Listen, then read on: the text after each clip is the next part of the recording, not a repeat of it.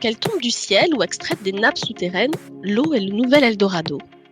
Présente à 75% sur la Terre grâce aux océans, qui lui vaut le joli surnom de planète bleue, la part d'eau douce ne représente cependant que 3% de l'eau disponible et se trouve en grande majorité sous forme de glace.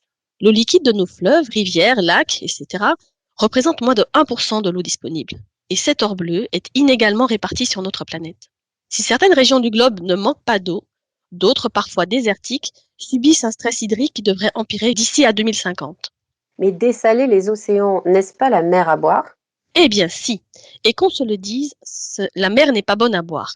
La facture énergétique de la désalinisation de l'eau de mer est toujours trop élevée et constitue encore à ce jour une fausse bonne idée. Je voudrais bien éviter de vous noyer sous les chiffres, mais certains donnent le vertige. Sur les 7 milliards d'êtres humains que nous sommes 6 milliards à posséder un téléphone portable, mais moins de 3 milliards ont accès à des toilettes et 2 milliards n'ont pas accès à l'eau potable.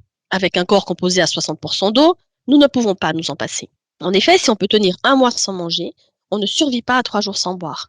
Toutefois, 90% de l'eau que nous consommons dans le monde l'est pour nos besoins en nourriture, notamment pour l'industrie agroalimentaire dont les besoins suivent la croissance démographique. Le 22 mars dernier se tenait la journée mondiale de l'eau sur le thème « La place de l'eau dans nos sociétés et comment la protéger ». L'eau, c'est la vie. Et pas que la nôtre. Les eaux douces sont les habitats naturels de nombreuses espèces participant à la biodiversité de notre planète. Ces écosystèmes sont menacés par de nombreuses sources de pollution, individuelles, collectives, urbaines, industrielles ou agricoles. Le réchauffement climatique et son impact incontestable sur le cycle de l'eau vient ajouter la goutte d'eau qui fait déborder le vase d'un côté avec des phénomènes violents tels que des tempêtes et des inondations, pour le vider de l'autre avec des sécheresses et des températures extrêmes. Le monde va à volo. Le 7 décembre dernier, l'eau a fait son entrée en bourse. Riccardo Petrella, grand défenseur du droit universel de l'accès à l'eau, considère ce fait, comme je cite, une nouvelle calamité de ces dernières décennies infligée à l'histoire de la vie sur Terre.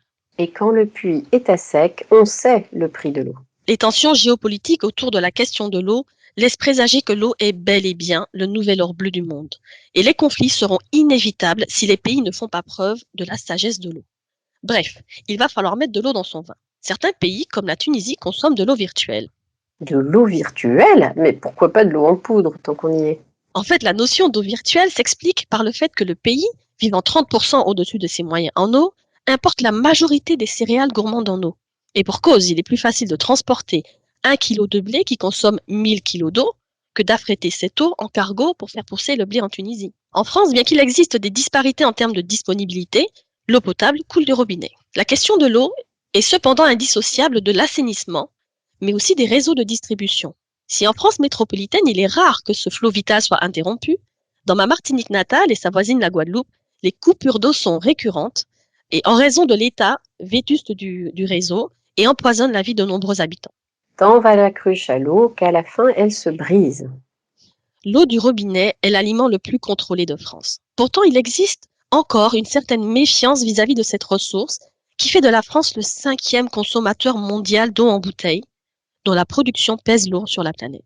Pour 1 litre d'eau embouteillée, il faudrait mobiliser en moyenne 100 ml de pétrole, 80 g de charbon, 42 litres de gaz et 2 litres d'eau. Et pendant ce temps-là, 20% de l'eau potable à usage domestique part dans nos toilettes et presque 40% dans la douche. L'innovation dans le domaine de la purification est en progrès constant. La Vie, une start-up française par exemple, propose des purificateurs basés sur un procédé innovant consistant à exposer l'eau du robinet à un rayonnement solaire pour neutraliser entre autres le goût de chlore, ce qui permettrait peut-être à l'eau du robinet de gagner la bataille du goût qui pousse encore 64% des Français à la bouder. Toutefois, la tendance est plutôt à la prise de conscience et à la sobriété. 87% des Français accepteraient d'utiliser une eau issue de recyclage des eaux usées pour leur usage domestique et plus d'1 sur 2 irait jusqu'à la boire. Alors allez, on ne renonce pas, on se jette à l'eau.